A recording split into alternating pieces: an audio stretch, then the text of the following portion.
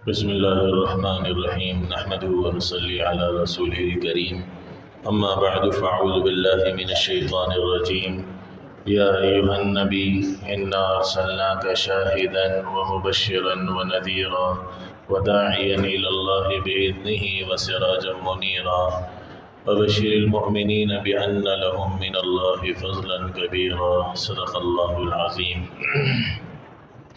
اللہ رب العزت کے پیارے نبی حضرت محمد الرسول اللہ صلی اللہ علیہ وسلم کو اللہ نے جب نبوت عطا فرمائی اور یہ نبوت آپ کو ان لوگوں میں نصیب ہوئی، ان لوگوں کے درمیان اللہ کے نبی بنائے گئے جو بت پرستی اور شرک میں عروج پر تھے۔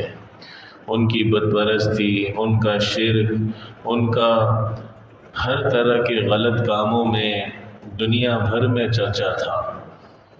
اللہ کے نبی صلی اللہ علیہ وسلم کا ان کے درمیان توحید کی دعوت کو بلند کرنا، اللہ کی طرف لوگوں کو بلانا ایک بہت بڑا امتحان تھا۔ جیسے ہی آپ نے نبوت کی دعوت چلانا شروع کی، اللہ کی طرف لوگوں کو بلانا شروع کیا، تو جیسے میں نے عرض کیا تھا کہ ابتداءً دار ارقم میں اللہ کے نبی صلی اللہ علیہ وسلم کے پاس صحابہ تشریف لاتے، آپ ان کو دین سکھاتے، قرآن سکھاتے، حدیث سکھاتے، اور 2 نمازیں ابتدا میں فرض ہو چکی تھیں۔ اس کا کوئی خاص وقت نہیں تھا، ایک صبح پڑھنی تھی، ایک شام کو پڑھنی تھی۔ تو بہرحال صحابہ چھپ چھپ کر اس طرح نمازیں بھی پڑھ رہے تھے۔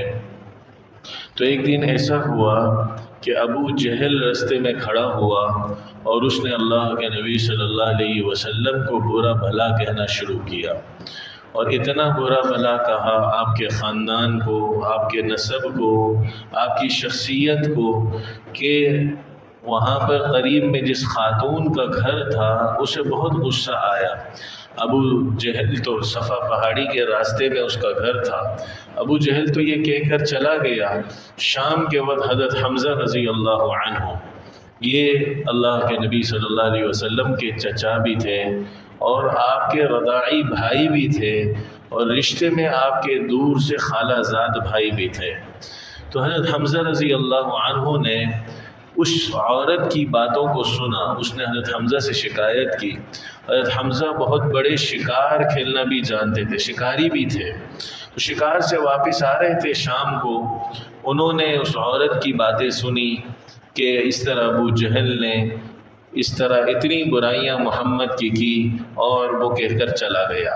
تو حضرت حمزہ رضی اللہ عنہ کے دل میں ایک دم اللہ کے نبی صلی اللہ علیہ وسلم کی محبت آ گئی، اور اسلام کا نور اس کی برکت سے داخل ہو گیا۔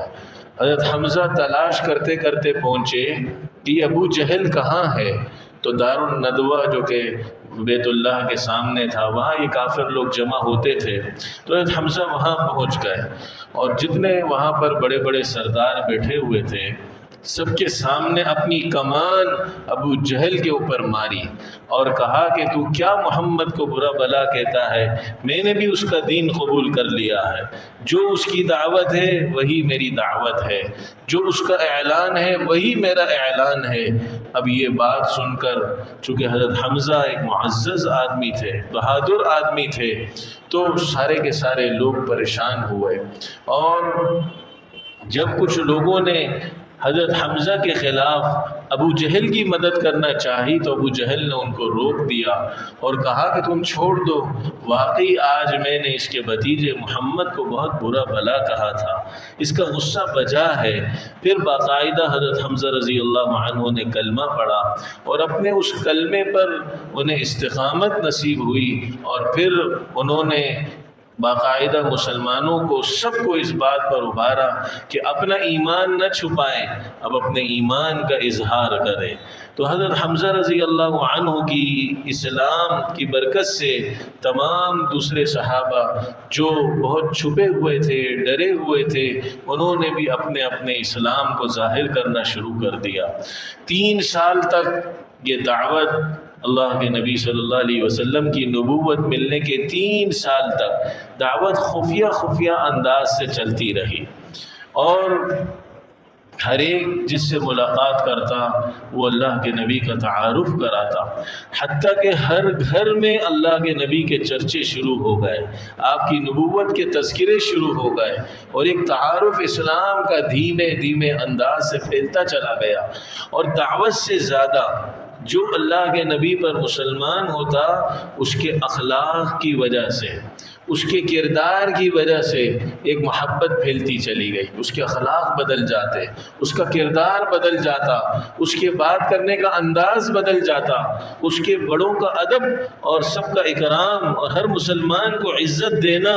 تو آپ علیہ السلام ایمان بھی ان میں منتقل کر رہے تھے، توحید کی بھی دعوت دے رہے تھے، اللہ کا تعلق بھی ان کو کرنا سکھلا رہے تھے، قائم کرنا، اور ساتھ ساتھ ان کو اچھے اخلاق کا بھی درس دے رہے تھے، مصائب پر، تکالیف پر، ایذاؤں پر صبر اور برداشت بھی سکھا رہے تھے۔ کچھ بھی کوئی کہے لیکن اسے جواب دینے کی اجازت نہیں تھی، اسے بات کے بدلے میں بات کے ذریعے اور مار کے بدلے میں مار کے ذریعے کسی بھی طرح بدلے کی اجازت نہیں تھی۔ تو صحابہ میں یہ جذبات بیدار کر رہے تھے۔ 3 سال کا زمانہ گزرا تو اللہ نے آیت کریمہ اتار دی، وَأَنذِرْ عَشِيرَتَكَ الْأَقْرَبِينَ۔ اب آپ اپنے سب قریبی رشتہ داروں کو اللہ کے عذاب سے ڈرائیے، اللہ کے عذاب سے ڈرائیے۔ فَاصْدَعْ بِمَا تُؤْمَرْ وَأَعْرِضْ عَنِ الْمُشْرِكِينَ۔ اور اس طریقے سے کچھ آیتیں اتری جس میں اللہ کے نبی صلی اللہ علیہ وسلم کو حکم ہوا کہ اب چھپے چھپے نہیں، اب علی الاعلان دعوت دیں، علی الاعلان لوگوں کو اللہ کی طرف بلائیں۔ تو اللہ کے نبی صلی اللہ علیہ وسلم نے صفا پہاڑی سے ابتدا فرمائی۔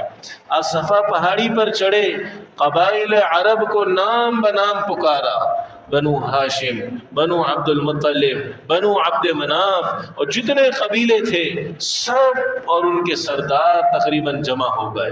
پھر اللہ کے نبی صلی اللہ علیہ وسلم نے اپنی دعوت اس انداز سے شروع فرمائی کہ پہلے اپنے بارے میں پوچھا، پہلے اپنے بارے میں تم مجھے کیسا سمجھتے ہو؟ سب نے کہا آپ صادق ہیں، آپ امین ہیں۔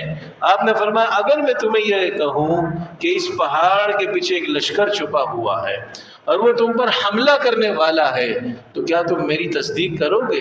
سب نے کہا بالکل کریں گے، آپ تو سچے ہیں، آپ تو امانت دار ہیں۔ آپ نے ان کے دلوں میں اپنی صداقت اور اپنی امانت کا سکہ بٹھانے کے بعد، ان کی زبانوں سے اس کا اقرار کرانے کے بعد آپ نے پھر فرمایا تو سن لو، اللہ نے مجھے نبی بنا کر بھیج دیا ہے، میں تم سب کو اللہ کے عذاب سے ڈرا رہا ہوں اور اس بات کا اعلان کرتا ہوں کہ اگر تم نے اس اللہ کو ایک نہ مانا اور شرک کو نہ چھوڑا، بت پرستی کو نہ چھوڑا، تو اللہ کا ایک عذاب تمہیں آ پکڑے گا، تم دنیا میں بھی رسوا ہو جاؤ گے، تم آخرت میں بھی تباہ و برباد ہو جاؤ گے۔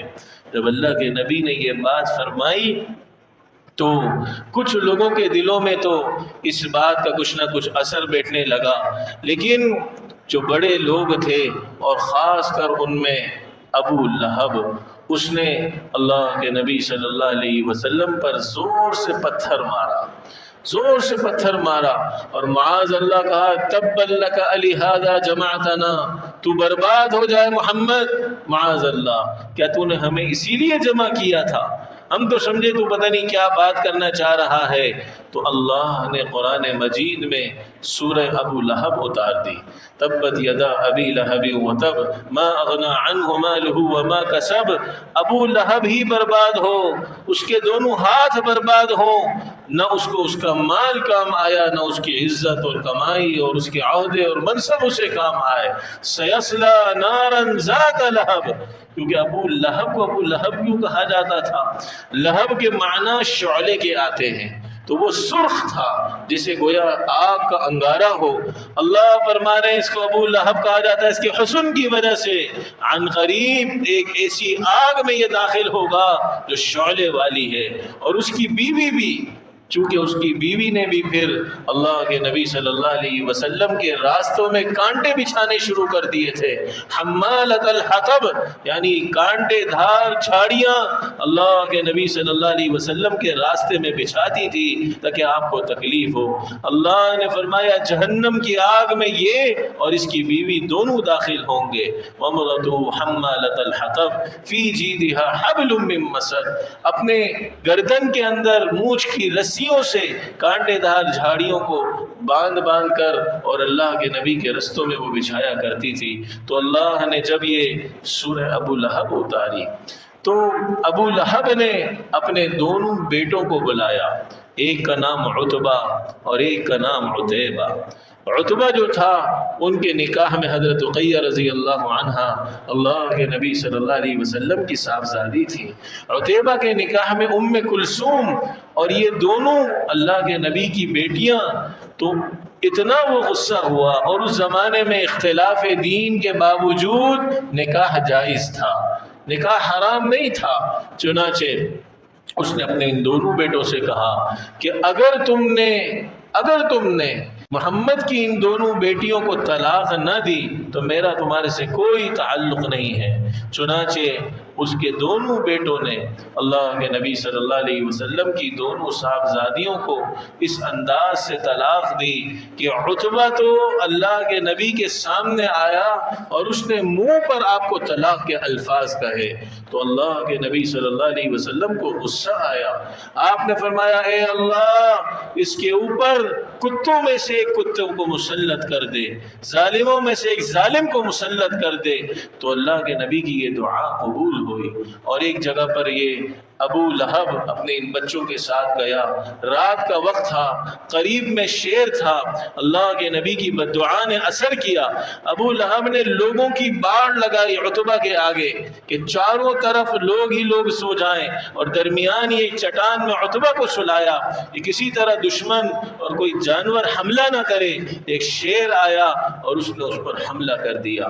تو اللہ کے نبی صلی اللہ علیہ وسلم کی اللہ نے اس انداز سے مدد فرمائی. تو آپ علیہ السلام کی یہ مخالفتیں بھی چل رہی تھیں، اور اس دوران آپ کا دین تیزی سے پھیل رہا تھا. حج کا زمانہ آ گیا. حج کا زمانہ جیسے ہی آیا تو سارے کے سارے لوگ پریشان ہو گئے، اور ولید بن مغیرہ کے پاس پہنچے اور ان سے کہا کہ کیا کرنا چاہیے، کیا مشورہ ہے؟ اگر قبائل عرب کو محمد کی نبوت کا پتہ موسم حج میں چل گیا تو سب مسلمان ہو جائیں گے. تو سب جمع ہوئے. سب نے سوچا کہ ایک ہی بات ایسی کہیں کہ جس سے ایسا نہ ہو کہ لوگ کہیں کہ کوئی کیا کہہ رہا ہے، کوئی کیا کہہ رہا ہے. اس محمد کے بارے میں ایک ہی رائے قائم کر لیں. اب کیا رائے ہونی چاہیے؟ اس نے سب سے رائے لینا شروع کی. کسی نے کہا کہ ان کو کاہن کہنا چاہیے، سب کہیں کہ یہ کاہن ہے، کوئی اس کی بات نہ سنے. تو ولید نے کہا کہ میں نے تو کاہنوں کا کلام سنا ہے، یہ تو کہیں سے کاہن نہیں لگ رہا. ان کی باتیں، ان کا کلام، اتنی فصاحت، اتنی بلاغت، یہ کاہنوں کی تھوڑی ہو سکتی ہے. تو اتنے میں پھر کسی اور نے کہا کہ ان کو مجنون کہنا چاہیے. ولید نے کہا مجنون ایسے ہوتے ہیں، ان کی سمجھداری، ان کی فراست، ان کی فصاحت، ان کی بلاغت، تو ان کو مجنون بھی نہ کہو. پھر تیسرے شخص نے کوئی اور مشورہ دیا. آخر جب ایک شخص نے کہا کہ انہیں ساحر کہنا چاہیے، ایک نے کہا انہیں شاعر کہنا چاہیے، تو ولید نے کہا شاعر بھی نہ کہو، ان کا یہ کلام شاعروں کے کلام سے تو بہت اونچا ہے.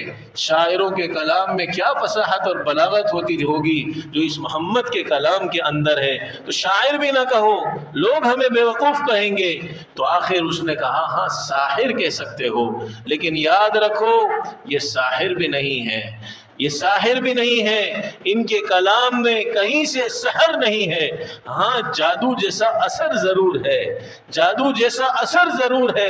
جس طرح جادو کی وجہ سے میاں بیوی میں جدائی ہو جاتی ہے اور باپ بیٹوں میں جدائی ہو جاتی ہے، تو اس محمد کے اس کلام کی وجہ سے کہیں باپ مسلمان ہوا تو بیٹے سے جدائی ہوئی، کہیں شوہر مسلمان ہوا تو بیوی سے جدائی ہوئی. ہاں یہ کہہ دو کہ یہ جادوگر ہیں، اتنا کہہ سکتے ہو، لیکن یاد رکھو کہ یہ جادو بھی نہیں ہے۔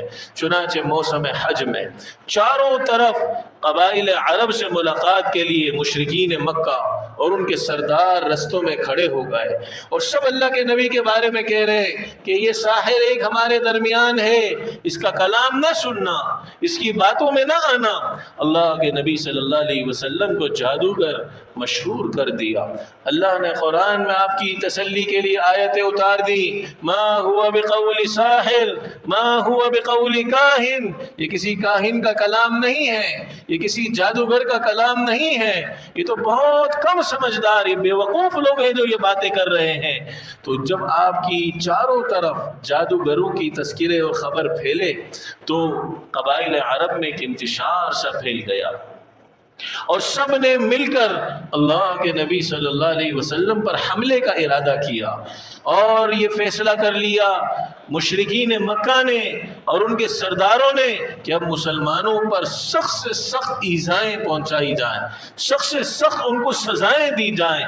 اور اس زمانے میں بڑے عظیم صحابہ جنہوں نے تکلیفوں کو برداشت کیا، ان میں حضرت بلال رضی اللہ عنہ سر فہرست ہے۔ ان کا جو آقا تھا انہیں سخت دھوپ کے اندر، سخت تپتی ہوئی چٹان کے نیچے رکھ دیتا اور ایک ہی بات کہتا کہ ایک اللہ کی عبادت چھوڑ کر ہمارے جو بت ہیں ان کی عبادت شروع کر دو، بت پرستی شروع کر دو۔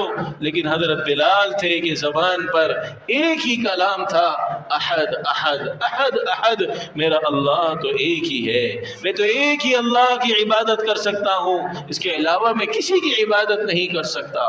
تو حضرت ابو بکر ایک دفعہ وہاں سے گزر رہے تھے، انہوں نے حضرت بلال کی تکلیف کو دیکھا، انہیں خرید کر آزاد کر دیا۔ حضرت خباب رضی اللہ عنہ، ان کا جو آقا تھا وہ انہیں انگاروں پر لٹا دیتا، صبح سے لے کر شام تک سخت گرم انگارے اور اس کے اوپر سخت گرم چٹان، اور انگارے ان کی تکلیفیں برداشت کر کر کے وہ انگارے بجھ جاتے۔ حضرت خباب رضی اللہ عنہ ایمان نہ چھوڑتے۔ حضرت صہیب روم سے تشریف لائے اور انہوں نے مشرکین مکہ کے درمیان جا کر زور سے کلمہ پڑھا، اشہد ان لا الہ الا اللہ واشہد ان محمد الرسول اللہ۔ تو سب کے سب ان کو مارنے کے لیے دوڑے۔ حضرت عباس نے آ کر ان کو بچایا اور ان مشرکین سے کہا، خبردار، تمہیں معلوم ہے تمہاری تجارت کہاں سے ہوتی ہے، ان کو اگر مار دو گے تمہارے تجارتی سفر بند ہو جائیں گے۔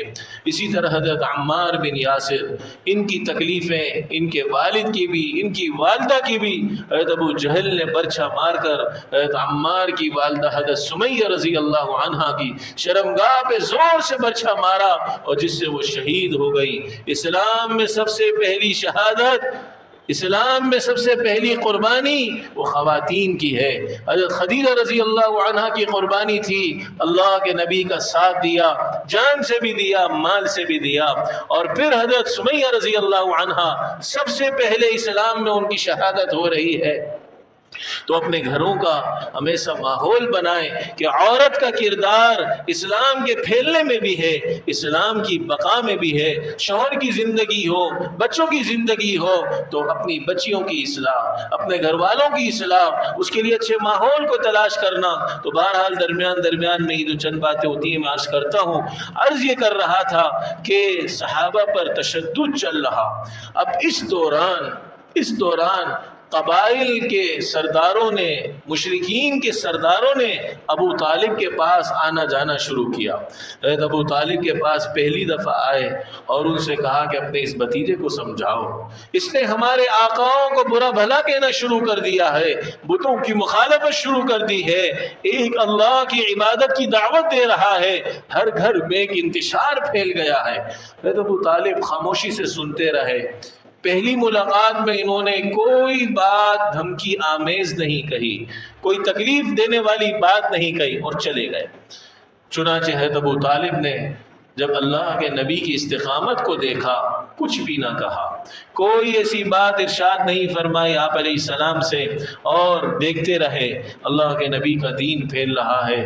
دوبارہ یہ قافلے کی صورت میں آئے، بڑے بڑے سردار اور ابو طالب سے تھوڑی سختی سے بات کہی اور کہا کہ اگر تم نے اپنے اس بھتیجے کو نہ روکا تو ہم تمہارے پورے خاندان کے ساتھ دشمنی کر لیں گے اور ہم تمہارے خاندان کو تکلیفیں پہنچائیں گے۔ اب اللہ کے نبی صلی اللہ علیہ وسلم کے یہ چچا حضرت ابو طالب، جن کو آپ کا بہت خیال تھا، بہت آپ کی فکر کرتے تھے، بہت زیادہ آپ علیہ السلام سے ان کو محبت تھی، حضرت ابو طالب نے آپ علیہ السلام کو بلایا اور سمجھایا اور کہا بیٹا کچھ ایسا کر لو کہ یہ مسئلہ حل ہو جائے، کیونکہ میں اس بڑھاپے میں اب ان حالات کا مقابلہ نہیں کر سکتا ہوں۔ یہ تو سارے دشمن مل کر یہ تو ہمارے خاندان پر چڑھائی اور ہمیں نقصان پہنچانے کی باتیں کر رہے ہیں۔ اللہ کے نبی صلی اللہ علیہ وسلم نے اپنی استقامت ظاہر کرتے ہوئے فرمایا، چچا کیا بات کرتے ہیں آپ؟ ان کی باتوں سے ڈر گئے ہیں؟ خدا کی قسم اگر یہ میرے دائیں ہاتھ پہ سورج کو لا کر رکھ دیں اور بائیں ہاتھ پہ چاند کو لا کر رکھ دیں اور مجھ سے کہیں کہ اس دعوت کو چھوڑ دو تو بھی میں ان کی بات نہیں مانوں گا۔ جب حضرت ابو طالب نے اللہ کے نبی کی اس استقامت کو دیکھا، آپ کی جرأت کو دیکھا، تو فرمایا کہ بھتیجے اے محمد جاؤ تم اپنا کام کرو، تم کو کسی صورت کوئی نقصان نہیں پہنچا سکتا۔ اب اللہ کے نبی صلی اللہ علیہ وسلم بظاہر حضرت ابو طالب کی پناہ میں ہیں، بظاہر حضرت ابو طالب کی حفاظت میں ہیں، لیکن اصل تو اللہ ان کی حفاظت کر رہے تھے۔ لیکن آپ کے جو صحابہ تھے ان کو ایذائیں پہنچائی جا رہی تھیں، ان کو تکلیفیں پہنچائی جا رہی تھیں، اور اس دوران کسی کو یہ مجال نہیں تھی کہ وہ کھلے عام بیت اللہ میں جا کر نماز پڑھ سکے۔ اللہ نے ایک دن اللہ کے نبی صلی اللہ علیہ وسلم کی دعا سن لی۔ حضرت عمر بن خطاب اور ابو جہل بن ہشام، ان دونوں کے بارے میں آپ علیہ السلام نے دعا فرمائی۔ آپ نے دیکھا کہ یہ دو کفار کے بڑے بڑے سردار ہیں، آپ نے اللہ سے دعا مانگ لی، اے اللہ اللہم اعز الاسلام بعمر بن ہشام و بعمر بن الخطاب، ان دونوں میں سے کسی ایک کے ذریعے اسلام کو عزت عطا فرما دے۔ چنانچہ حضرت عمر اس سے پہلے وہ چھپ کر اللہ کے نبی کا قرآن سنتے رہتے تھے، اور چھپ کر انہیں بہت زیادہ قرآن سے کسی نہ کسی درجے میں محبت ہو گئی تھی، لیکن وہ ضدی بہت تھے، وہ سخت بہت تھے، اور یہ ضد اور سختی پھر بعد میں کفر کے مقابلے میں ثابت ہوئی۔ چنانچہ حضرت عمر بن خطاب ایک دن اللہ کے نبی کے معاذ اللہ قتل کے ارادے سے چلے، بہن اور بہنوئی مسلمان ہو چکے تھے۔ راستے میں ایک صحابی نے کہا کہاں کا ارادہ ہے؟ کہا محمد کے قتل کا ارادہ ہے۔ کہا پہلے اپنے بہن اور بہنوئی کی خبر تو لے لو، وہ بھی مسلمان ہو گئے۔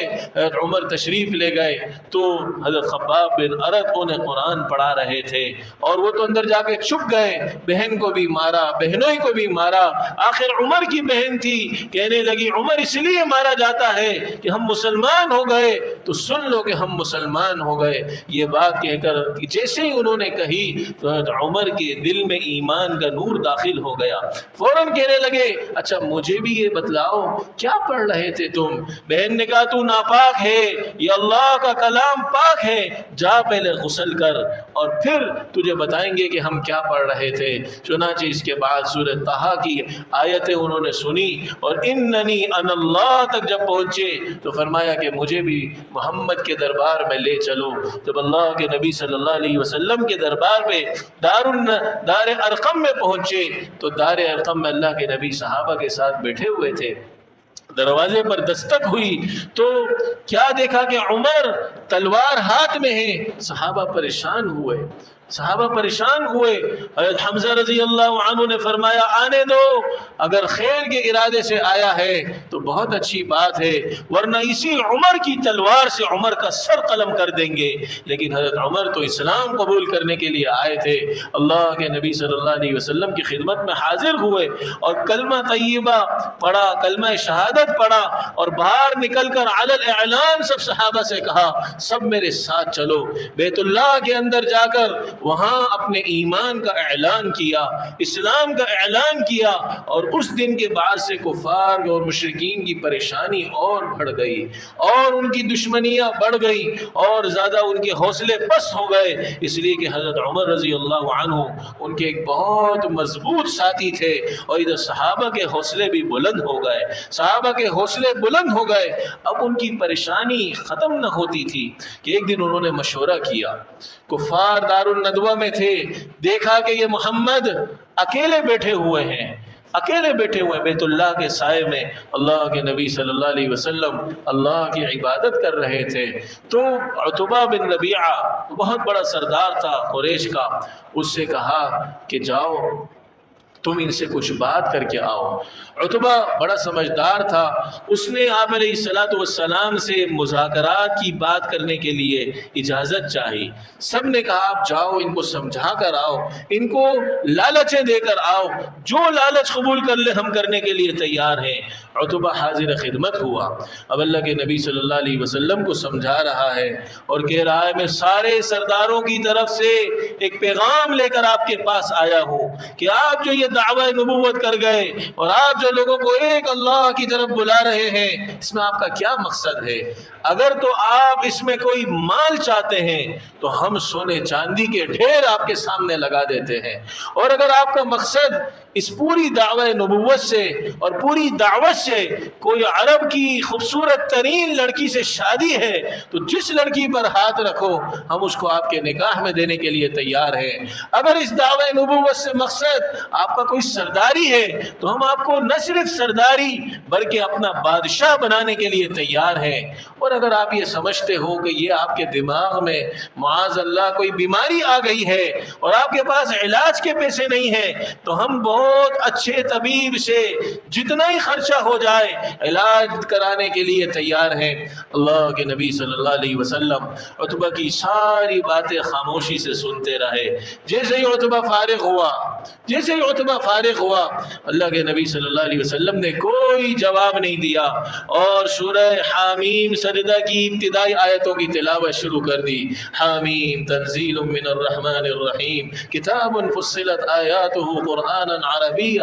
آپ پڑھتے رہے سجدے کی آیت پر پہنچے، آپ نے سجدہ کیا۔ عتبہ دیکھ رہا ہے، جیسے ہی آپ سجدے سے فارغ ہوئے تو عتبہ نے کہا میں اب اجازت چاہتا ہوں۔ اب جب عتبہ اپنی قوم کی طرف جا رہا تھا ہر ایک عتبہ کی طرف لپک رہا تھا کیا پیغام لے کر آئے ہو، کیا ڈیل ہو گئی، کیا انہوں نے ایکسپٹ کر لیا اور قبول کر لیا؟ تو عتبہ نے بہت ہی زیادہ متاثر ہو کر یہ بات کہی کہ میں تمہیں ایک بات کہنا چاہتا ہوں، دنیا کی کوئی طاقت ان کو ہلا نہیں سکتی، ان کا جو یہ کلام ہے یہ میں نے سن لیا، بہت قریب سے سن لیا، اور پھر فرمایا کہ میں تمہیں مشورہ دیتا ہوں کہ تم ان کی مخالفت چھوڑ دو۔ اگر تو ان کو کل صبح عزت ملتی ہے تو ان کی عزت تمہاری عزت ہے، یہ تمہارا ہی ایک فرد ہے، اور اگر یہ شکست کھا جاتے ہیں اور رسوا ہو جاتے ہیں تو تمہارا کام ویسے ہی بن جائے گا، لیکن یاد رکھو میں تمہیں یہ بات کہہ رہا ہوں کہ ان کی مخالفت چھوڑ دو، تمہیں ان کی مخالفت کسی صورت کوئی کام آنے والی نہیں ہے۔ تو سب نے کہا کہ عتبے پر بھی جادو کا اثر ہو گیا۔ تو اللہ کے نبی صلی اللہ علیہ وسلم کی یہ دعوت ابو طالب کی تمام تر سمجھانے کے باوجود، مشرکین مکہ کے سرداروں کی ملاقاتوں کے باوجود اور مختلف تکالیف کے باوجود، کبھی آپ کے راستے میں کانٹے بچھائے جاتے، کبھی آپ کے اوپر پتھر مارے جاتے۔ ایک دفعہ اللہ کے نبی بیت اللہ کے سائے میں نماز پڑھ رہے تھے، ابو جہل نے آ کر آپ کے سر پر اوجڑی رکھ دی، اور پھر سارے سردار ایک دوسرے کے اوپر ہنس رہے ہیں اور گر رہے ہیں ایک دوسرے دوسرے کے اوپر ہنسی کی وجہ سے حضرت فاطمہ تشریف لائی، حضرت فاطمہ نے وہ ہٹایا اور برا بلا کہنا شروع کر دیا۔ اللہ کے نبی صلی اللہ علیہ وسلم نے سب کو بد دعائیں دی، اور پھر یہ سب قلیب بدر میں اوندھے منہ سے پڑے ہوئے تھے جو اس دن اللہ کے نبی پر ہنس رہے تھے۔ تو بہرحال اللہ کے نبی صلی اللہ علیہ وسلم کے یہ صحابہ نے مکی زندگی اور پھر اس کے ابتدائی زمانے میں، اور خاص کر 3 سال نبوت کے بعد جب اللہ کے نبی صلی اللہ علیہ وسلم نے، آپ علیہ السلام نے علی الاعلان توحید کی دعوت شروع کی، تو صحابہ کی جتنی آزمائشیں تھیں، قربانیاں تھیں، وہ ناقابل بیان تھی، حتیٰ کہ سن 5 نبوت کا، یعنی نبوت کے بعد 5 سال جب گزر گئے تو حبشہ کی طرف کی ہجرت ہوئی، جس کی تفسیر انشاءاللہ زندگی رہی تو پھر عرض کی جائے گی۔ اللہ رب العزت سے دعا ہے اللہ ہمیں اس دین کی قدردانی کی توفیق نصیب فرمائے جس کی خاطر اللہ کے نبی نے، آپ کے صحابہ نے اتنی قربانیوں کے نذرانے پیش کیے، اور اللہ اس دین کی صحیح سمجھ ہم کو نصیب فرمائے، اس دین کی حفاظت کی توفیق نصیب فرمائے۔ دین میں نئی نئی قسم کی چیزیں، ہر قسم کی بدعات سے، رسومات سے، ہر ایسی بات سے جو گمراہی ہو، ہر بدعت اللہ کے نبی نے فرمایا نئی چیز گمراہی ہے، اور ہر گمراہی جہنم میں لے جانے والی ہے، وہ جس انداز سے بھی ہو، جس طرز سے بھی ہو۔ اللہ سے دعا ہے صحیح انداز میں اسی دین پر ہم سب کو جمنے کی توفیق نصیب فرمائے جو اللہ کے نبی اور آپ کے صحابہ نے اتنی قربانیوں کے ساتھ اس کو پھیلایا، اور آج ماؤں کی گود میں یہ دین ہم تک پہنچا۔ اللہ بھائی اس دین کی اور آپ کی سنتوں کی صحیح معنوں میں ہمیں حفاظت کرنے کی توفیق نصیب فرمائے۔ وآخر دعوانا ان الحمدللہ رب العالمین۔